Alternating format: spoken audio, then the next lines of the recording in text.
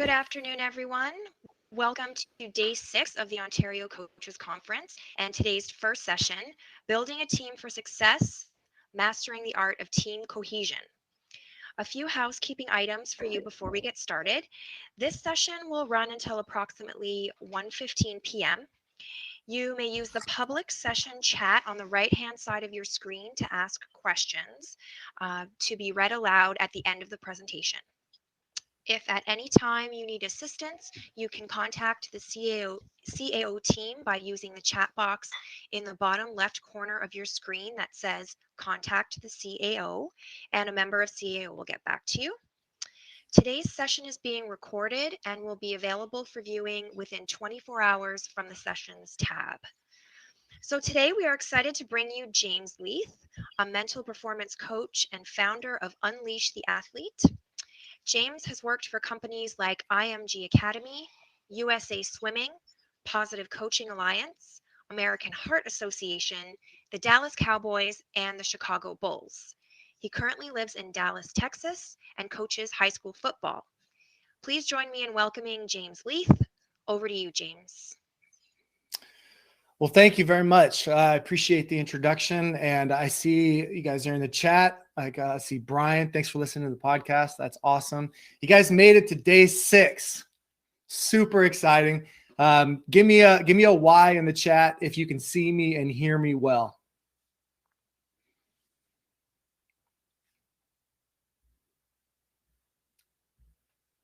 Anybody? 324 people watching. Nobody gives me a Y. I give one direction. Already we're failing. Okay, fantastic. I see it. You guys are blowing it up now. Good stuff.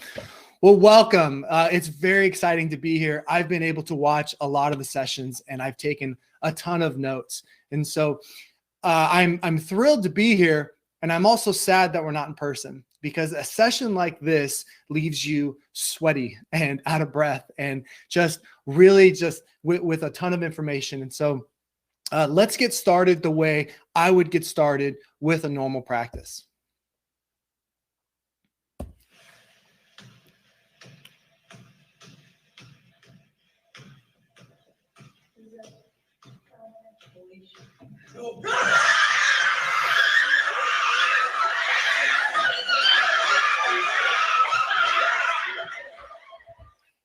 So that was a Tuesday afternoon. There was nothing special about that day. It was in the middle of the season, and we had been working on that for about 6 weeks.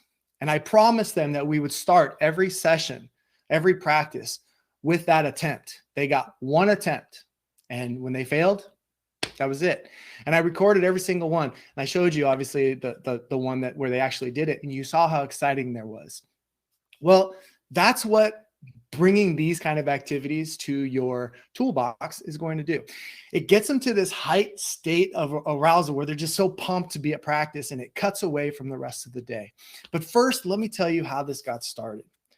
When I was in high school, I played a lot of sports, and basically my dad told me that I needed to either be on a team or have a job. So needless to say, I just went from sport to sport to sport to sport, because that was more fun than flipping pizzas and having to deliver them late at night. And so I just went from sport to sport and had a lot of fun doing it. What that did was it got me around a lot of different coaches. And then when I went to university, I ended up trying to play football, and I got hurt.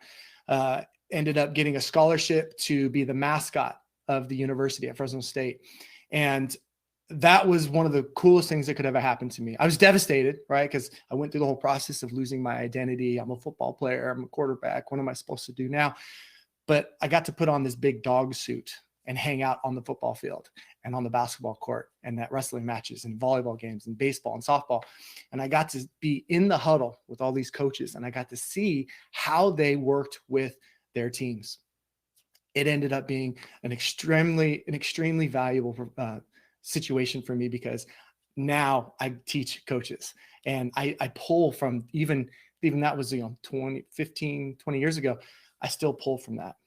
But when it comes specifically to team building activities, to the cohesiveness of building a team, I ended up playing football again after university at the semi-pro level. And at the same time, when I was playing football, I was also an improvisational comedian. And we would travel up and down California, and we would do these big gigs. And if you've ever seen Whose Line Is It Anyways, then you know exactly what I'm talking about. Well, it was about halfway through the season. We're not doing well. And as the quarterback, I feel like I have this responsibility to really help my team get kind of their mojo back, get in their right mental mindset. So it's halfway through practice. We're all at the water trough. We have about 10 minutes because coaches are trying to figure out what to do next. And I brought them all up and I said, hey, let's do an activity. And immediately got some resistance. Nah, Leath, we're good. I'm like, come on, and as the quarterback, I had a little bit of influence. So they were like, all right, well, listen to what you have to say. So what we did is I lined them up, and it's something straight off the stage of what we did in improv. We were called Will Work for Food Company Players. It was a lot of fun. And I had them stand right, like two lines facing each other. And so one guy here, and then they were lined up. And all they could do was ask each other questions. The questions didn't have to make sense. They just had to be a real question. Like, where'd you get your shoes? And the person had to respond with, why are you wearing blue? And then that person would respond with just whatever question. And if you messed up and you didn't ask a question, like you answered it, everybody would laugh and you'd go to the end of the line, and then the next person would come up. Well, we did that for 5 or 6 minutes, and it was a blast. We're laughing, joking, having a good time. And then we went back to practice. Well, after practice, the coaches pulled me aside pretty seriously. They're like, hey, Leath, come here. Like, what'd you do during the break? And I was like, oh, we started playing this game called Question. I started explaining it. He's like, I don't care. Just do it again tomorrow, but do it at the beginning of practice. I was like, oh, okay. Well, I was also coaching at the time. So then I started taking that idea of what I had done at practice to my own athletes. And I saw them transform. Because at the end of the day, how practice goes really is dictated by the flow of the coach and what you include and how you get them involved in all this stuff. And so, excuse me. So that's really kind of where this all started. So here is, we're going to be doing, let me back up. Our time together is split into 2 parts. First, it's going to be introduction and tips on how to incorporate team building into practice without having to take a whole lot of time away from things.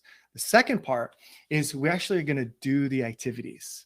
When we're with live groups, when we're doing like real things, we can't do that. So I'm going to equip you with some activities to take home to your teams and be intentional about building a cohesive environment.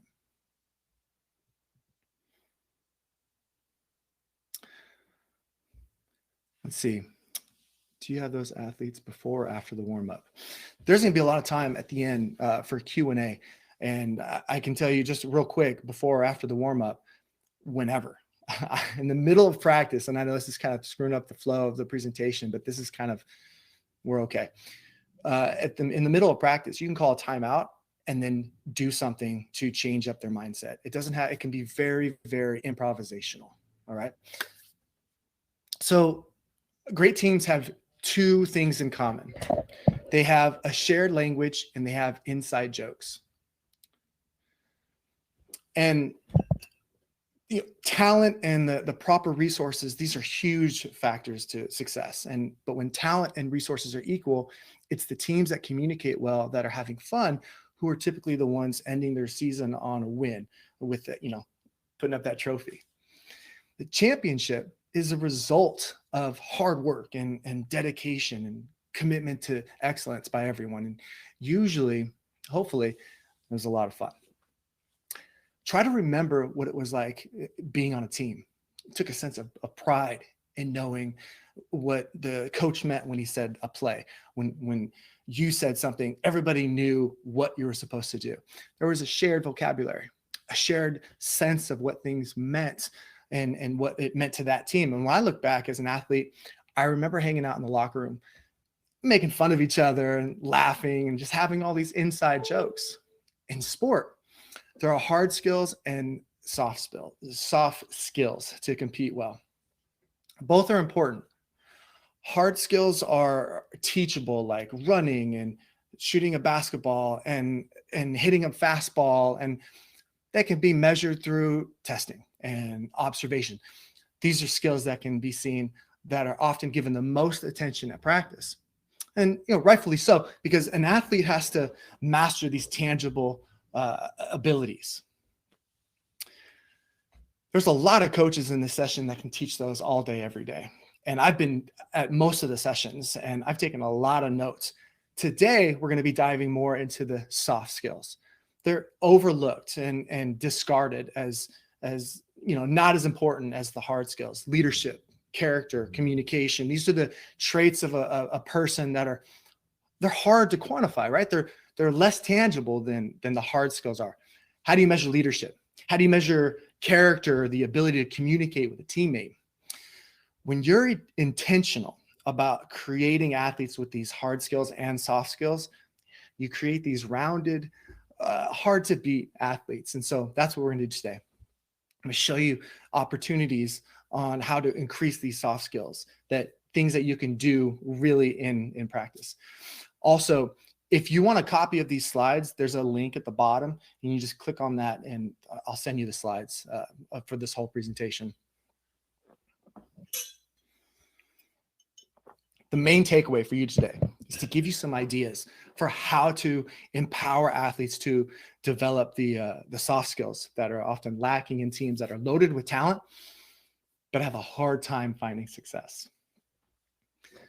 So what you see right here, these different, you've seen these before, these terms before, you know what they are: technical development, stance, your gait, ball control, passing, shooting, whatever the sport.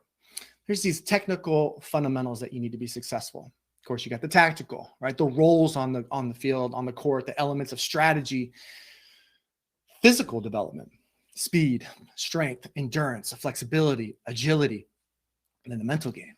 That's one of my favorites. Things like focus and concentration, decision-making. Today, I want to add one, or at least make you aware of something else that can help: playful. Anecdotally, I always played better when I was having fun. There's a difference between being childish and childlike. Most athletes I know and that I've coached find their peak performance when they're in state of being childlike. You may have performed better when you were focused and stoic, and I know that there's been moments in my life where that worked well for me too. But the point is, the psychology that an athlete uses to perform at their peak, it's not one size fits all. Think about when you were a child. One of the greatest assets you can have as a coach: remember what it was like to see the world through the eyes of a child. You guys know who this is? I hope you do. I hope you guys know who this is. This is Mr. Rogers. He was huge in America for decades. He had this little children's show. He would look right into the camera and he would talk directly to me. Now, as an adult, I was really curious at how he did so well at this. So I watched an episode every morning for a few months. I would just kind of leave it on in the background, And one day I walk into the TV room with my coffee and I see Mr. Rogers talking to an eye doctor. The eye doctor had this light. He was flashing into his eye. It was like this. And Mr. Rogers asked the doctor, he's like, "Can you see my thoughts?" He's a grown man, right? He's a grown man asking a doctor if a light shining into his eye revealed his thoughts. He knew the answer, but he wasn't asking for him. He was asking for me, 6-year-old me, who had the same question. That was the brilliance of Mr. Rogers. He never forgot what it was like to see the world through the eyes of a child. Now, as coaches, we should strive to remember what it is like to see the world through the eyes of an athlete. What do they think about? What are their fears? What are their concerns? Today, I want to share with you 5 different types of activities that you can put in your coaching toolbox. That one that's marked playbox or playful playbox. All right, let's talk about resistance, because resistance is going to happen, and this is what you're going to hear. Coach, this is stupid. You're going to hear it all the time, right? And these objections are going to happen. As a culture, we've done a big disservice to our athletes to drilling in them that practice is no room for fun or laughing. Parents they'll observe you playing some game that has nothing to do with the sport and assume that you lost your mind. Just kind of thinking you're not professional enough to coach their 12-year-old son or daughter who is supposed to be the next greatest athlete in the history of the world. I've heard it all, right? From athletes refusing to participate to parents and administrators calling for my job because they object to some 10-minute water period where athletes are encouraged to create like a secret handshake with one another. You'll have to defend doing anything out of the norm of the typical practice or pregame kind of preparation. That's why at the end of each activity, it's essential how to discuss what just happened and how to translate it from what you did to on the field. Questions like, why is it important to communicate on the field? How important is it to trust each other?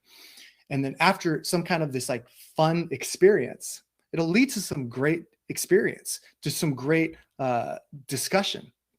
And that's how it shows up on the field, during competition. My cat's playing with a toy right now. It's really loud. I need to go take it away from her.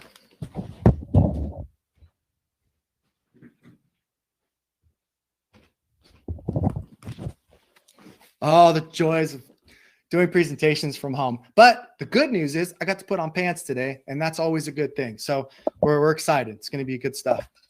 Let me tell you like a quick story about just this whole idea of making or like doing like silly games and stuff. I was teaching at IMG Academy, and I was working with the 15-year-old girls soccer team. And we were playing this game where you come up with a story and then everybody adds to the story. And it's a lot of fun. I don't remember much about it, except for the fact that purple duck came out as an inside joke for that activity. And we just would laugh and laugh and laugh. Well, the next day I went to their soccer game and I'm sitting there watching, and one of their best players got slide tackled really aggressively. Like it was bad. She gets up, makes a beeline for the person who tackled her. And I'm thinking, best case scenario, red card. Like worst case is there's going to be some criminal activity going on. And as she's like full speed sprint towards this girl who's got her back to her, one of the girls from the bench yells out, "Purple duck." And the other girls start joining in, "Purple duck, purple duck." I see this girl slow down and then stop. Look at her teammates, smile, turn around, and get back to her position, easily saving her from getting kicked out of the game. This is a stupid little game that we played in the locker room called Build a Story, and it saved her. So there's going to be things like this that happen all the time. And once you start accumulating these stories, that's going to help when people are like, "Oh, why are you doing this? Why are you playing that activity?"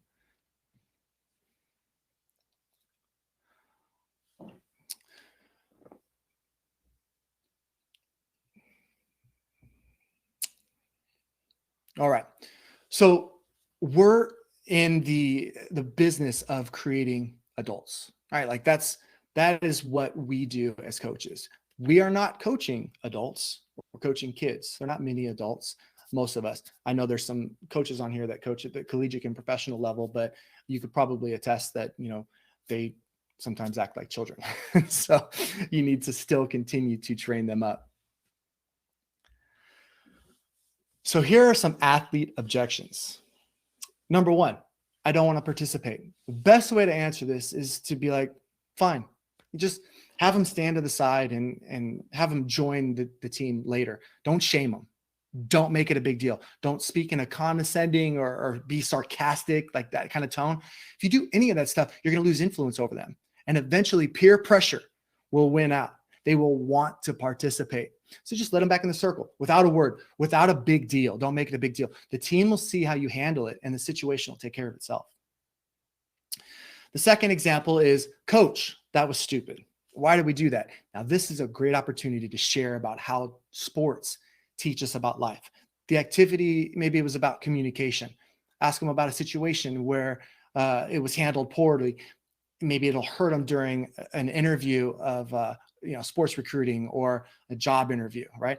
If it was a game that was primarily about having fun, explain to them that it was important to lighten the mood, right? Like just ask them to be in your shoes for a minute. Ask them if they would do something else, if they would have done something else. Third example, this is a waste of time. You're going to get this from someone that has this lofty goal of being like the best anywhere. And all fun has been drilled out of them. Let them know you have a different perspective. Just be honest. They see it as a waste of time. Know that to them, that's their perspective, right? Then go on and give a short explanation of what you're trying to accomplish. I call this pulling the curtain back, right? Because we're letting the athlete know the why of an activity. I find that having this kind of conversation with older athletes increases my relationship with them, because now they have some kind of inside information about why they do the things you do, like why you do the things you do. And, you remember being a kid, you always wanted to kind of pretend to be an adult, right? Like if you were 12, you tell people you're 13. If you're 13, tell people you're 14. You're always wanting to be a little bit older. And so when an adult actually talks to you like an adult, it feels really good. And you kind of build up this really great bond with them. Look in the chat real quick. Got a fur ball. Oh, Cameron, you got a cat. Yeah. Let's see. Yep. Love it. Okay, cool. Thanks for participating in the chat. Okay, let's see. We are at parent objections. Yep. Cool. So here are 3 examples that you're going to get. I don't want my child playing silly games at practice, which I always think it's funny because we're playing games. Like that's what we're doing. We're playing sport. Sport's supposed to be fun, right? So they say, I'm not paying you to play games with my kid, which is also funny because yes, you are. That's exactly the only thing you're paying me for. And then stop wasting time, right? Most of these objections, they come from the confusion of how it's relative to the sport. Parents and administrators, they only see a small fraction of what's going on, and they miss the hundreds of moments that strengthen the bond between athlete and coach, and then also build a great culture. These conversations with adults, they're similar to the ones as kids as far as the tone you take in responding. Don't shame the adult. Don't play the I'm the coach, you don't know what you're talking about card. Don't do that. Don't make it a big deal, right? Be careful not to speak in condescending or sarcastic tones. Just explain the reason why you selected the activity. Maybe it was to change the mindset of an athlete to make them just more ready, right? Their mindset is messed up because they've been at school all day. Maybe there's some private issue that they don't know about, and you needed to kind of release the tension, or just help them get better. Now, like I said before, I went to Fresno State in California, and while there, the baseball team made it to the College World Series, and they won. They weren't supposed to win. They weren't even supposed to be there. In fact, they were pretty mediocre during the season, and it just so happened that they turned it on when it mattered. And I went to one of their games towards the end, and I saw them in the dugout. And they were playing this game called Zip, Zap, Zop, which I play all the time now. It's an improv game. It requires you to respond really fast. One person says zip, and the other person goes zap, and then the next person goes zop. You just keep going and going, zip, zap, zop. And then when somebody messes up, everybody laughs, and you can also up it a little bit and do some elimination, but you got to make eye contact. You got to go zip, zap, zop. In any activity that I do, there's always like ways to level up. So if you wrote down zip, zap, zop, we're going to go over a little bit more later, but if you wrote that down, just know that it's one of those really cool games that you can just pull out and do at any time.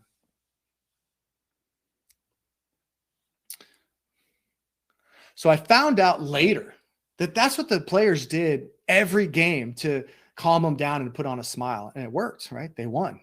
All right, back to parents and administrators. They may not like it, but it's only because they don't understand or they haven't seen it before. If you're confident without being arrogant or aggressive, conversation could be pretty short, and you could win them over. All right. Mastering the art of team cohesion. There's a couple things you need to recognize when it comes to doing these kind of activities. Number one, the audience. Now, if you throw out a bunch of rules and a bunch of guidelines, you're going to lose the kids. It's kind of like when I was explaining that, you were just like, come on, James, get along with it. Well, times that by 100 with the kids, and they're just not going to be focused. So you got to know if you're playing an activity or a game or something, if it's too big, you're going to lose a lot of people, and it's easy to kind of hide for these athletes. And if it's too small, then maybe you need a little bit more variability. Now, the ambiance is huge. If you get anything from my presentation, just do this. Have music playing when they get into the locker room. Have music playing when they come out to practice. It changes everything. I know, oh, my coach never did that. But you know that as an adult or as an athlete, you loved it. So play music. Let me see. Do I have my, oh yeah, this thing right here. I'm going to talk about tools later, but get yourself one of these. It's a Bose speaker. I take it everywhere. And I've seen some text messages come through with some people on here that have been in my sessions live, and it's good to see you. But they all know, like I take this thing everywhere. I buy one every couple of years, but they're pretty sturdy. And so like the ambiance, right? There's having the music, have the lights good, make sure that there's not a whole lot of distractions. Like if you're trying to do activities with, like a boys soccer team, and right next door is the girls soccer team, like neither one of those groups are going to be paying attention. Like there's just too many distractions. And then the setup, keep the directions very simple. And I'll give you one hint right now, one tip. If they don't play the game exactly how you explained it, just shut up and let them play it. Just let them go. Like it doesn't matter. It's just for them to have fun and to kind of whatever the goal is, the end result is. Because what happens, so I like have a course that this whole presentation is based off of. And what'll happen is coaches will get the activities and then they'll be like, oh, my team completely changed it. What do I do? And I'm like, nothing. Let them, like, it's your game now. Like rename it, and play it every year. Make it a tradition in your organization. All right. So that was the introduction.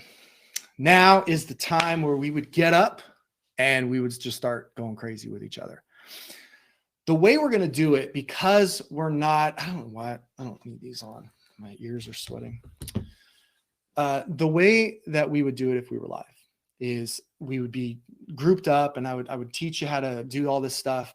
But because we're not there, I'm just going to go through a bunch of activities, and it might be a little monotonous just because I'm be like, and then this activity is this, and this activity is this. But again, I'm not giving these for you. I'm giving them to you for the athlete. So I hope you don't mind about that. And I'm going to take a quick look at the chat because I love, let's see. Mark says, it makes his students boogie to some funky music. Yes. Elaine Seinfeld, right? This dancing. Well done, Mark. Let's see. Submit their favorite songs. Oh, Ward. Okay. That's a great idea. So Spotify lists, right? Those are very easy. So when I worked with the Bulls in Chicago, we had these, we had Spotify playlists, and they could earn, these are grown men, right? But they could earn a way to put a song on the playlist or take a song off. And so, of course, I added Frozen, like, do you want to build a snowman? And so they worked really hard to get that taken off of the playlist. But I love that. And at the end of the season, they have their playlist, and I've got 30 or 40 playlists from the past couple of years of different teams that I've coached or worked with. And those are a lot of fun because every song means something. Okay, let's see. Mark, fingers and contortions. I don't know what that is. That sounds awesome. You have to shoot me an email. Tell me what it is. Let's see. Ah, fantastic. Okay, you guys are awesome. I really wish I could see all your beautiful faces and we can do all this stuff. But let's dive into interrupt, wake up, and set the mood. You can see all the different activities that I do specifically with this. And I'll just preface this by saying all 5 of these categories, these main categories, are for a reason. And so what I'll do is I'll introduce them a little bit, and then I'll actually give you a couple of the activities. When you use them, where in practice you use them, how often you use them, there's no science. Every team is different. Just like a child who wants you to read the same book to them every single night, it's because they enjoy that game. When I was a personal trainer years ago, I remember I would see other trainers doing all this crazy stuff in the gym with their clients, and the idea that, oh, it's the newest thing. And like, that's bull.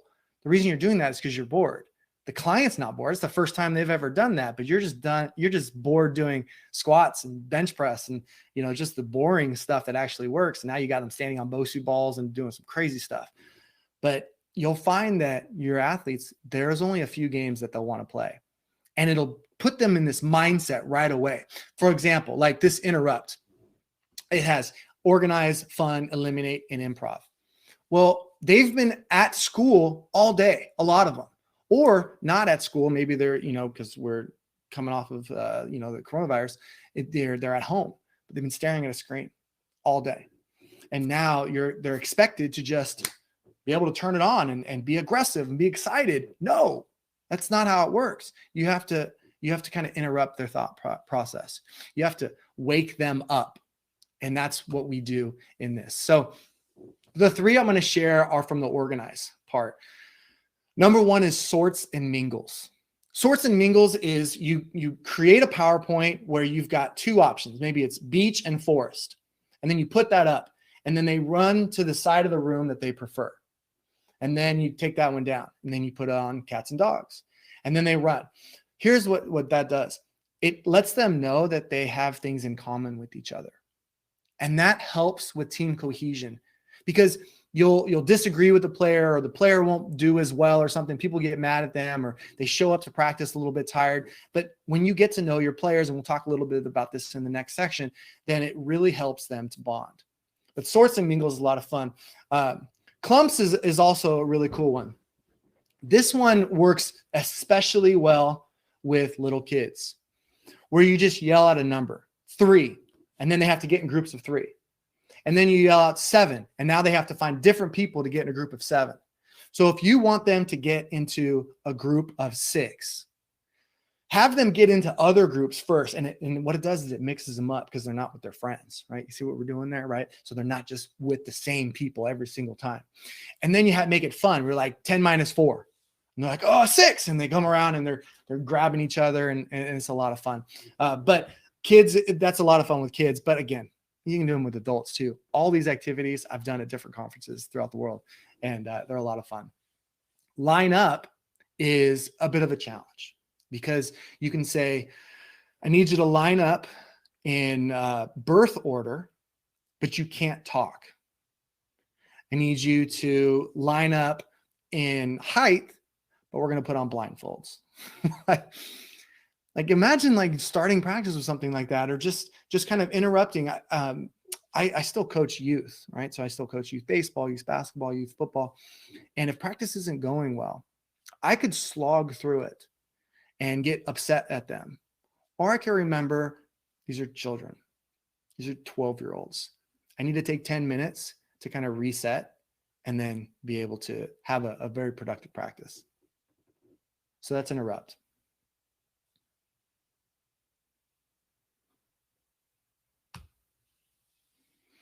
Yeah, Liz, that's good. I'm going to read that real quick. Liz says, we always say that if practice isn't fun, it's not the right sport for you. That's not true. Like, it doesn't mean that we're not working hard. It just means that we also have a need to have fun. Like, that's so well said. Yeah, if sport is boring, there's so many other options out there. There's a ton of options out there. And so we can make it fun. And, winning is fun. But winning all the time, if you've ever gone undefeated, you have to be honest with yourself. There's some times you're just like, man, I feel like no one's going to beat us. Like when I was at IMG Academy, our football team was so good. that like by halftime, they'd be winning by 40. And I'd be in the locker room with them and they'd be like, this is boring. I'm like, yeah, I know. And you scored 2 touchdowns and you're still bored. He's like, I know. Like, it's crazy. So yeah. All right. I got off on a tangent, but talk, bond with teammates through life experiences. Now, here we have reflection and we have team building. These activities are longer. This is, we're actually sitting in a classroom. So you can see there in the background, you've got kids sitting in the classroom, and we talk about sharing a defining moment. Or one of my favorite one, this one is probably my favorite of all to get to know the kids, is hero hardship highlight. I've been doing this one for, I don't know, 15 years or so. And you tell the kid to think of 3 things, and then you're going to share it with the group. Maybe not do all of them at once, maybe do 1 or 2 once a week or something, but they get to talk about someone they look up to, something that is a hardship, and then a highlight. I remember one time I was coaching varsity football at this really select high school. And one of the kids went up there and he goes, you know, my hero is Dwayne Johnson, because he was in a lot of trouble as a middle school kid and figured it out. And now he's one of the most successful people in the world. Hardship. He's like, you know, I just had a baby a couple of weeks ago. And so I want to, you know, work hard. And he highlight. And I was like, question, you just had a baby 3 weeks ago? Like, you just gotta kind of gloss over that 18-year-old kid. Like, what? None of us knew. We had no idea that he just had a baby. Like, how embarrassing is that? So you never know what you're going to learn about your players, is what I'm trying to tell you. And then, you know, a highlight, he said, making the team. But so throwing that out to the kids to be able to share with each other it's really cool. Plus it's a safe environment. Like, he felt safe to be able to share that with us. And then there was one that's it's called If You Really Knew Me. And you can do this in a circle, just at the end of practice. Be like, all right, we're going to do this activity where you're going to say, if you really knew me, and then you're going to share with the group. And then anybody can ask questions afterwards, or we can just keep on going. And so you'll have the kids come out and be like, if you really knew me, you know, I was adopted. If you really knew me, you know, we were not doing so well, or whatever it is. Like, you'll be amazed at how much you can get to know your athletes, and it helps you to help them. Now, the team building section of talk is an activity that I often do at the end of practice, almost every practice. Well, I'll call someone and I'll be like, all right, Charlie, what did we do well? And he would say, okay, we did this and this and that. We worked really hard. And I'd be like, all right, Steven, what did you do well? That's an important question to ask an athlete, because a lot of times they're not thinking internally about like what they did well. They're usually thinking about what they did wrong, right? And then you ask, you know, Jennifer, this is a co-ed practice team that I'm thinking about. Basically, Jennifer, what did you do well? What did we do well? What did, like, you know, so you can really just like change it up and get them to be reflective about themselves, about somebody else. And you'd be like, because the we, me, you, like, you know, Jennifer would be like, you, Stefan, you worked really hard. Awesome job. We don't often give our athletes an opportunity to promote one another. And when you hear an athlete, and sometimes it's like not cool, like you're not allowed to do that. But as coaches, we're allowed to empower our athletes to do that. And then the personal greetings. Kind of saddens me because we can't really do this a whole lot right now because of current state of the world. But pre-pandemic, or BC, as my buddy says, you know, before Corona, I would have intentionally long water breaks, inspired from when I played football, you know, 18 years ago. And I would encourage them to make up secret handshakes with one another. So imagine being intentional about having them create handshakes and little dances. And so what would happen is they get to the water, and then they like, hey, how you doing? And then they do their thing. And, you know, the first couple of times they do it, they're making it up. So they're being creative with one another. But then after a while, they just do it all the time. And so then you see it and you allow for them to do that. Like, you know, if there's time, if it's appropriate, they come to the sideline, they see their friend, they're like, boom, hey, you know, do all this crazy things. It's so much fun to see what they come up with. But the personal greetings, that one's really huge. And I really hope that'll come back. Now, overcoming obstacles is how you build leaders. when with Unleash the Athlete, I go and I teach leadership development. First question I get is like, how do you teach leadership? It's like, you got to put them in hard positions. They got to be able to overcome stuff, and they got to be able to communicate. So in communication and teamwork in this growth section, got a lot of things that put them in situations where they have to communicate and they have to find their voice, which leads them to being a better leader.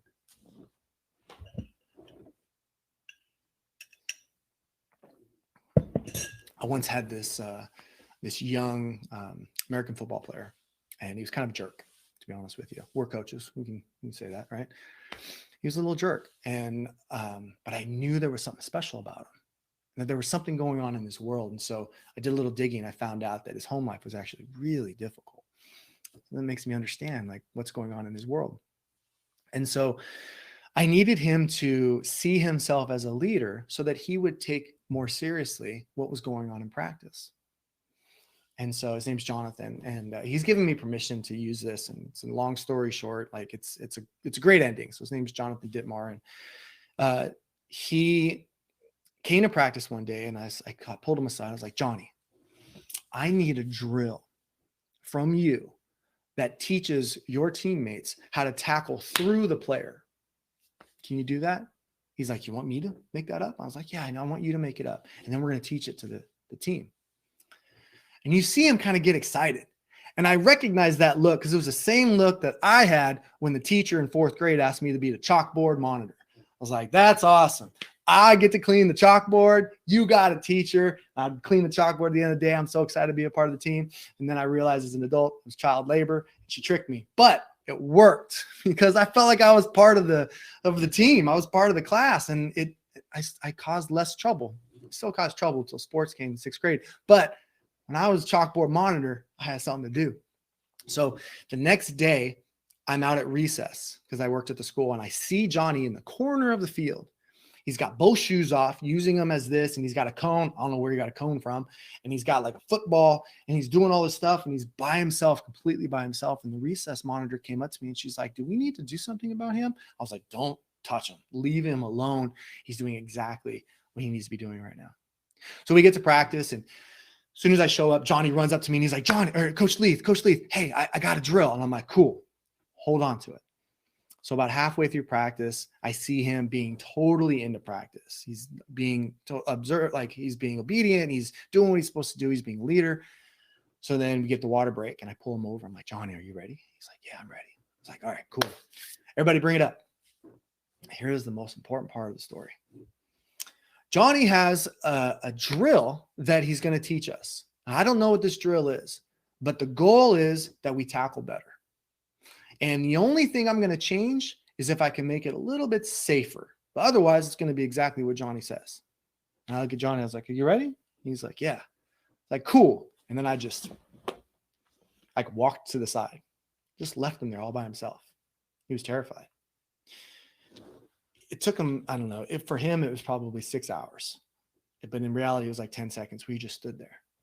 And I let him sit in that awkward moment, because I knew that he was searching in himself somewhere to have the strength to talk to his teammates.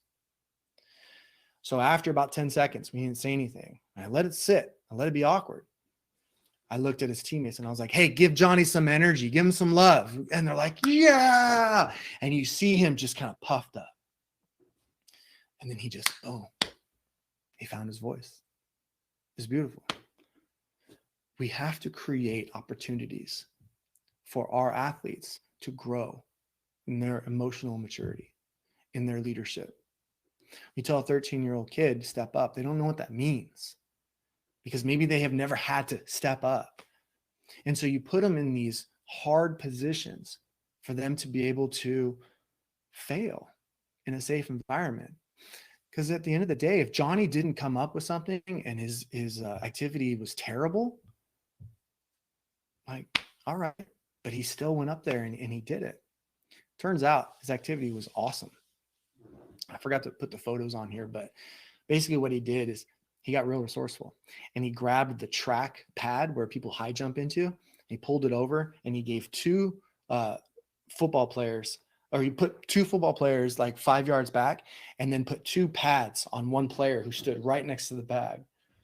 And when Johnny said go, those 2 players went as hard as they could at this kid, full speed, 5 yards away, and knocked him into this. Well, he was totally safe. So every time they did it, they just giggled. It was awesome. We did that. And the effect was immediate because that Saturday at the game, you could see that they had learned from that activity. And I called it the Ditmar Drill. 10 years later, Johnny comes to one of my practices. And I said, Johnny, watch this. Hey, everybody, set up the Ditmar Drill. And they sprint. They grab all this stuff and they set it up. And I'm like, all right, go. And they start doing the Ditmar Drill exactly the way Johnny said. Well, he was in the military by then. So he figured it out, right?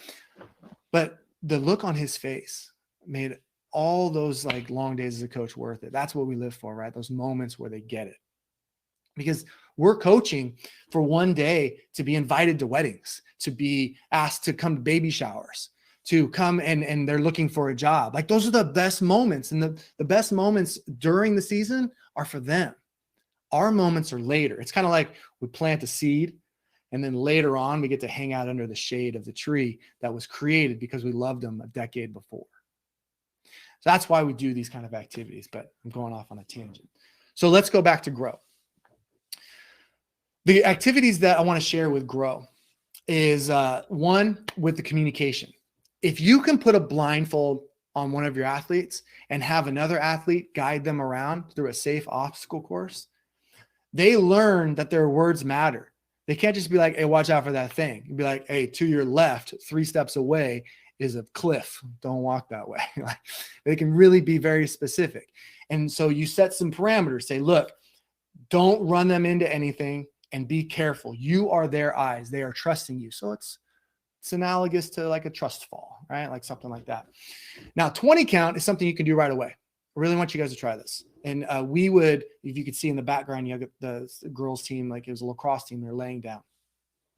You can do this about 18 people, 10 to 18 people.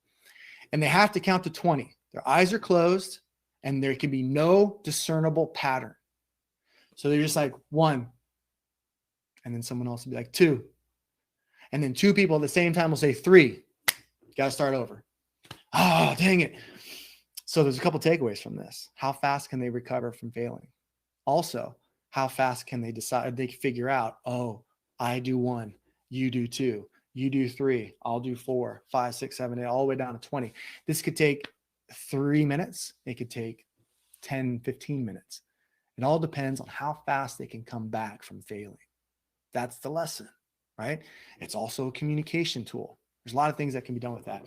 Now, stack the chairs, move the tables. It's one of my favorite ones because I'll get in this environment where the first time I ever did this was it's Canada. It's Canadian professional team. I forget what the name of them were, but they came in and they were just like loud and, just kind of rambunctious. And I was like, I got to do something with them. And I said, all right, I need everybody to stand up. So they all stood up. And I said, in 5 minutes, I need all the chairs stacked over here. And I need all the tables stacked over here. But you can't move your feet. Go. And then I turn the music on and I just stand there. And what's so crazy is whenever you give athletes a challenge, it doesn't matter if they're 10 or 25. They're like, yes. And they went after it. And it was so much fun to see them just yelling, oh, like this. And they couldn't move their feet. So they had to share and they had to do all this other stuff. And so then I'd blow the whistle. I always have a whistle with me. I'd be like, stop. All right. You can't talk. And you, number 27, and you, number 3, are the only ones that can move and the only ones that can talk. Nobody else can talk and nobody else can move. Go. And so now they're talking. And then I pause. All right. You speak Spanish? Okay, you're the only one that can talk. Go. So now he's only speaking Spanish. People are like, what? So it's a lesson in communication and verbal communication and nonverbal, like the physical communication. And now you've got all the tables over here and all the chairs over here, and you've got an entire room. But what's great is that at the end of practice, you can be like, all right, in 2 minutes, you can move, you can talk, you can do whatever you want. Let's make this place perfect. And then you watch them just build this. So they build something together, they take away something together, and it works. It's a great team building experience. But then also they see the value of leaving a place better than when they got there.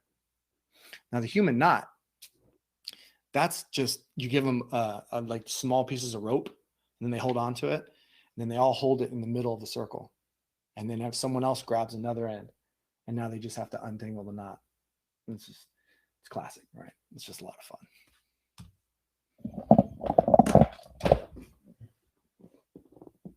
All right, let's look at this chat box real quick. What you guys got going on? Jennifer says, we had teams that could laugh together. They always play 100% better together. Absolutely. Tennis coach at FSU said practice doesn't make perfect, but perfect practice makes perfection. Good. All right, let's see. Man, you guys are killing it.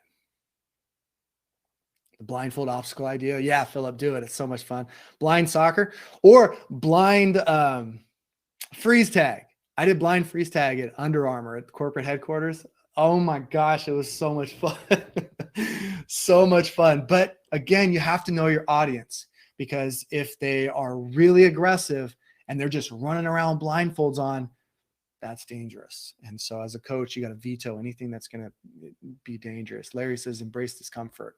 That's just great life advice. That's something that I would say on my podcast. Let's see. I taught blind skiers, and you really have to adapt their senses. Oh yeah. That's great, Mark. Really cool. Opposite day for my skaters. Good. The fun word again. It's an F word that I don't know why people don't use more. I mean, it's great. Okay, let's see. Entertain. We got 2 left.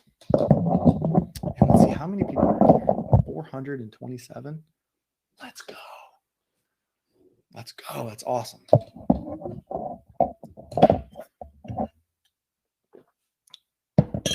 All right. Inside jokes. Make practice fun. Just if anything that you can make a competition is going to make practice a lot more fun. And then also anytime they can be creative. Now, the reason why I talk a lot about improvisation, I feel like I really lucked out because I got to actually be an improvisational comedian. Like I had planned to move to Chicago and go to Second City. And then I was like, I don't want to be broke for that long. So I decided not to do it. But doing improvisational type things is it's such a great way to introduce adversity into the athlete's world without them actually being in any danger. So when you do activities like this, like the ones I'll share with you, right? We got blind freeze tag, the bad joke competition. That's the story from before. But when it comes to creativity, what's the definition? You download the Webster's Dictionary app or dictionary.com app. And then the word of the day, you just ask somebody to tell you what it means. And you have them make it up. And then you have them be the subject matter expert on it. And the team can ask questions. The thing is, it doesn't have to, there's no wrong answers. So whatever the word is, you just make up the definition and then you just have fun with it. What that does is it creates this like creative juices into the athlete. And a creative athlete is an exceptional athlete because now they're coming up with things that you didn't even think about. But you introduce it with some random, seemingly unconnected activity like, what's the definition? And then they translate that onto the field. Now, the one-word story, that's the purple duck that we talked about at the beginning, is that you just be like, all right, we need a subject. Like, all right, duck. We need a location. We're in New York City. Like, okay, go. And then they go around the circle and they create a story. So it'd be like, once upon a time, there was a purple duck named Sally. Sally, and you just keep on going. And at the end, when the story's done, you never know where the story is going to go. It's always really, one way with like a female team, and it's one way with a male team, and it's a lot of fun to see kind of where these stories go. And it has to end with someone going the end. And what always happens is someone will go the, and then the next person will be like next day like this, and then they're like, oh, but it's so much fun because they're just being there, being creative. So I highly recommend doing that kind of stuff.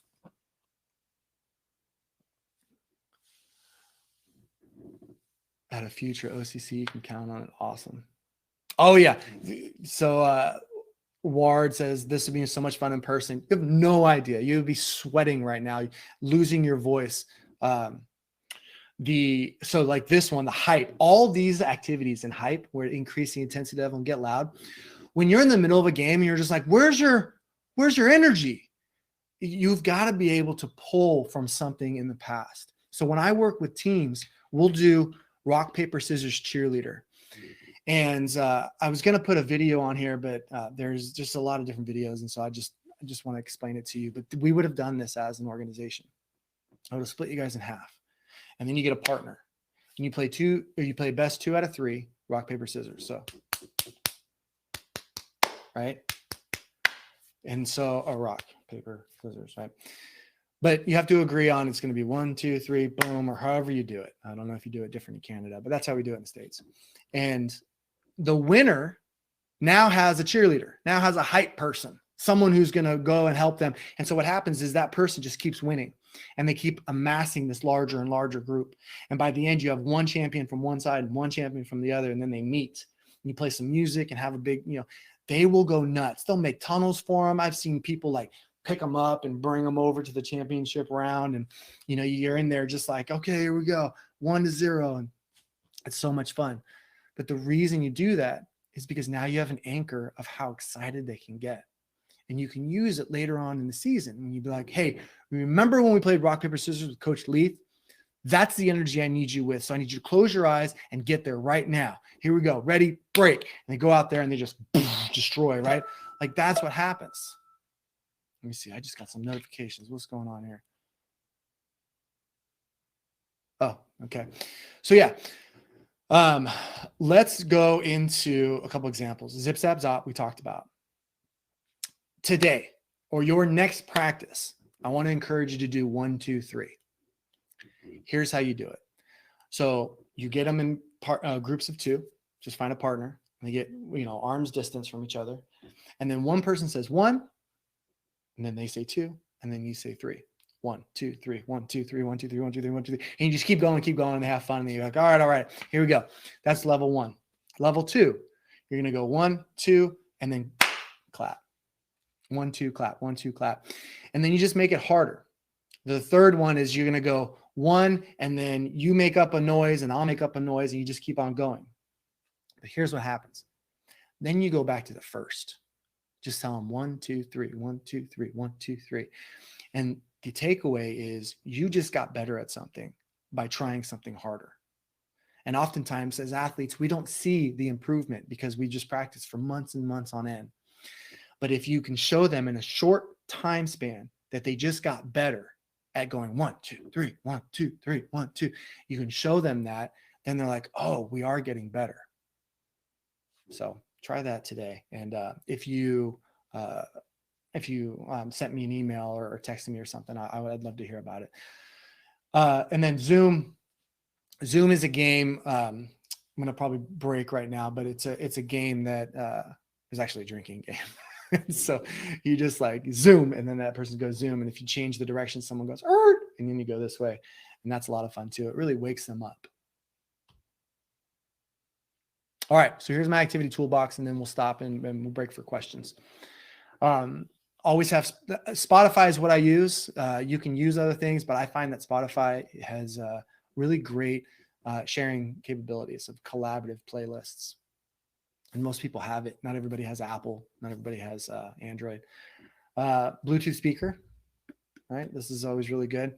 And the reason I use the Apple Watch is it connects to my phone. And so I can actually turn up the music. So it's always cool. Like I'm there with everybody. There's hundreds of people there. And then I can just pause the music from my phone. That's pretty cool. Dry erase markers and Post-its. I'm always using those with activities. I always have a whistle to save my voice. An external battery, and then cords to charge devices.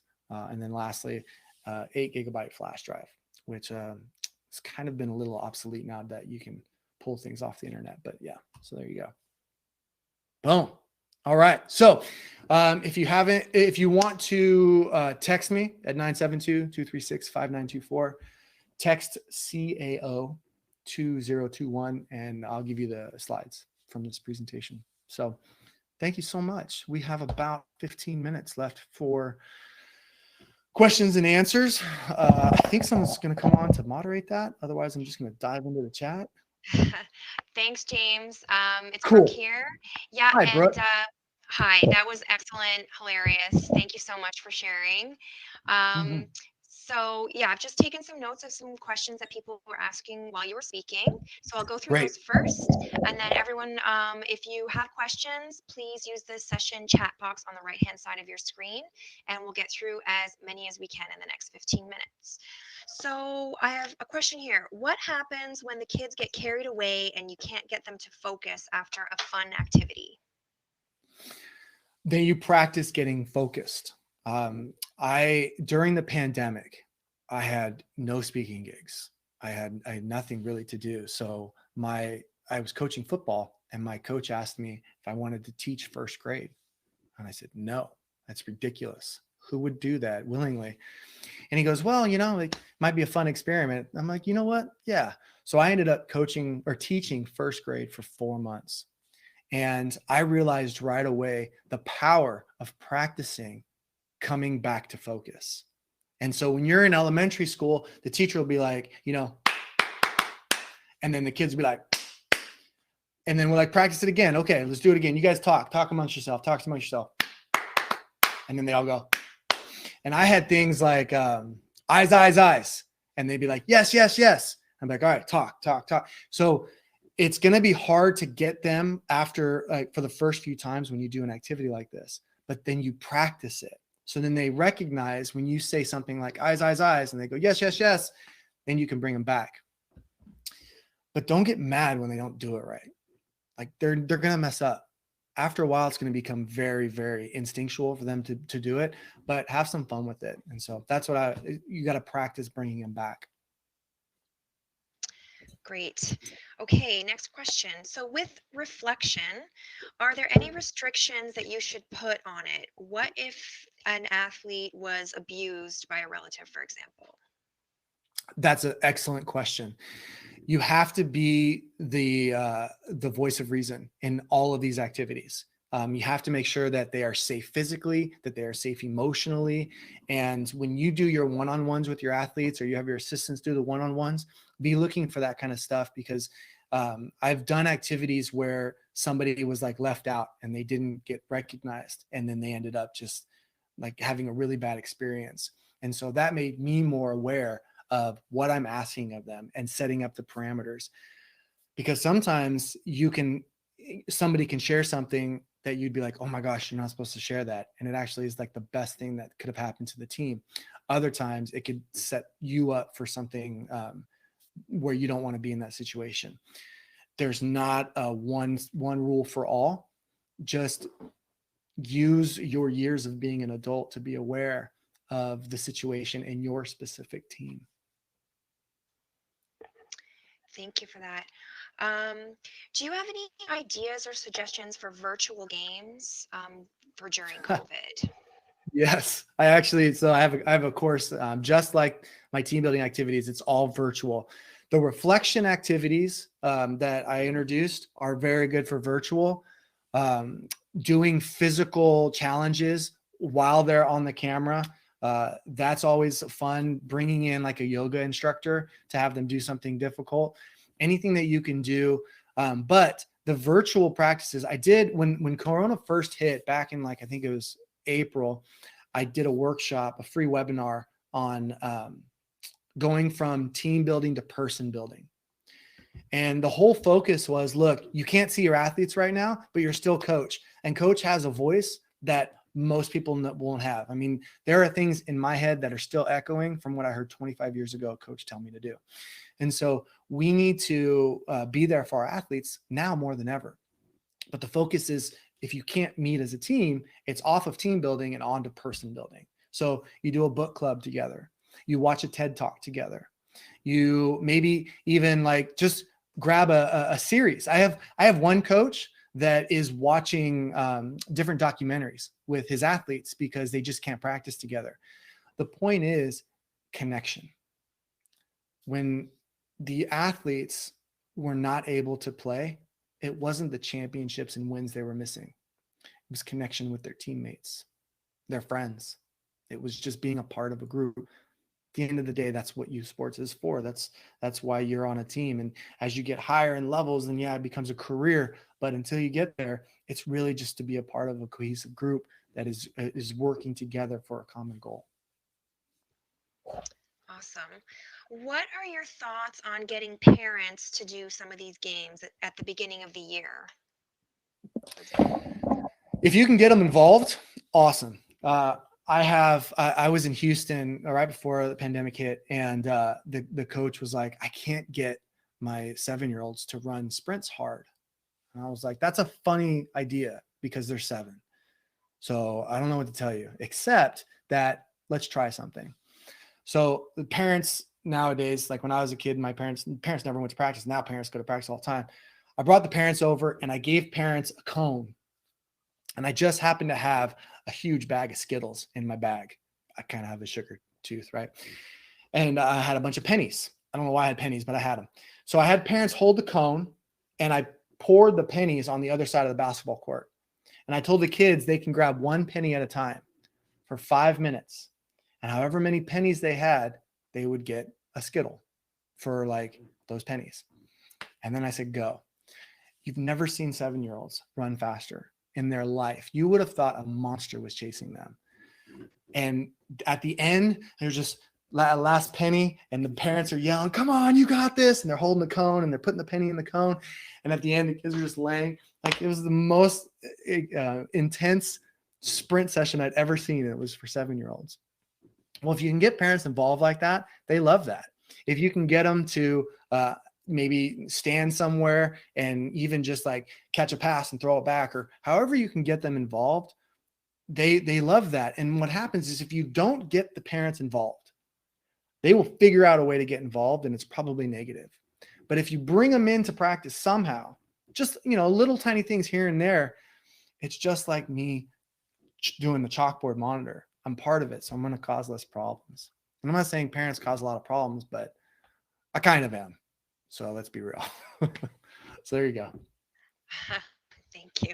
Okay, would you run these games or activities before or after a warm-up? Yeah, so kind of like I said before, they are in your toolbox to use at any time that you need them. If you need to do them as the warm-up, like also remember when you're coaching like 9-year-olds, like they don't really need a 15, 20-minute warm-up. They need a game where they're running around. If you're coaching adults and they're in their early 20s and they just need a mindset shift because they just came from a really intense psychological session, then you just like rock, paper, scissors, cheerleader, you do something silly. You have these activities and build them, right? I have 52 that I have in my course, but there's so many out there. And your team will find that they like some more than others. And so then they're always wanting to do that one and be like, hey, we've got 5 minutes. Let's play some Zooms. Circle up. Come on, let's just clear our minds or whatever, and you just get them excited. And now you can go have a better, more productive practice.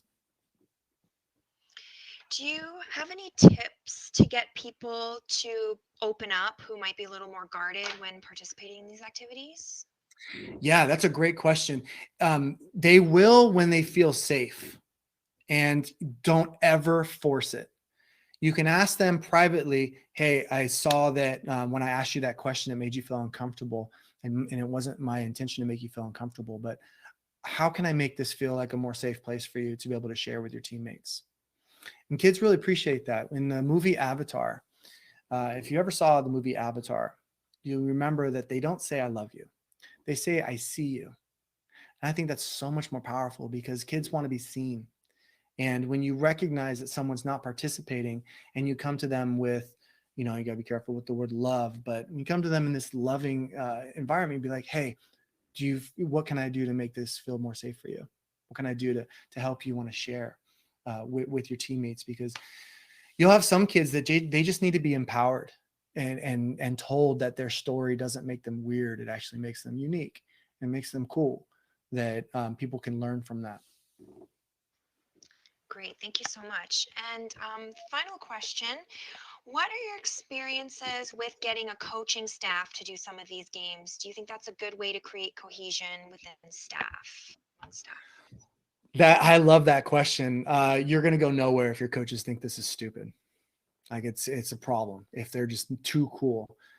If you're playing rock, paper, scissors cheerleader, the moment a coach gets involved and starts losing their mind cheering for someone that just beat them is a huge shift in the dynamics of the team, because now you're for the first time able to cheer with your athlete, not just for your athlete. And so coaches, if your other staff are on here and you decide to play some of these, go all out and don't be afraid to look silly, because the more silly you look, they don't lose respect for you. They actually gain more respect for you because they see that you're fearless and that you have the courage to look a little bit silly. They're going to do the things that you do. And if you show that you're strong enough to kind of put yourself out there, then they're going to dip their toe in the water and they're going to want to do that too. Okay, great. I lied. I have one more great question here. These ideas would work well at a tournament to get the players focused back after a loss. How do you find the activities can lose their effect if they're used too much? Well, I mean, great question. You just got to be aware of it. Never introduce one of these games at a tournament where you're trying to use it to fix something. It's something that they need to have like a positive association with it at practice before. It's like when someone calls me in as a mental coach and they're like, all right, we're in playoffs now. Can you come work with the team? It's like, no, that'll change the whole homeostasis of the team. Like, you've already gotten this far. If I come in, then that's going to send a message that they are not prepared and they're not ready and they're not good enough to be here. And so you want to have anchors set in previous practices. And then just agree, because what'll happen is you'll do an activity and the team will be like, we don't really like that. Like, okay, cool. We'll try another one tomorrow. No big deal. There's so many different ones out there. And then they'll grab onto one and be like, all right, that's the one. When should we use this? And when you ask the team that, what's funny is they'll be like, when we're at a tournament after a loss, let's do this game. They'll be like, oh yeah, that'll be really good. And then you just put it in your back pocket. The next time you get walloped by some team, you go out there and be like, all right, guys, zip, zap, zop, let's do this. And then they're just like having fun with it, or, you need to wake them up with 1, 2, 3. And so that's when I would do it. Okay, great. Well, thank you so much, James. That was excellent. I think we all love that session. So thank you, everyone, for attending. The next session of OCC21, Modifying Training Around Injuries, takes place in about 15 minutes at 1:30 p.m. Please also be sure to check out the networking tab on the left menu, and you can start meeting new friends from across Canada. Send a private message, start a video call, or even start your own group discussion all conference long. Thanks again, James, and everyone, we will see you at the next session. Thank you, everybody.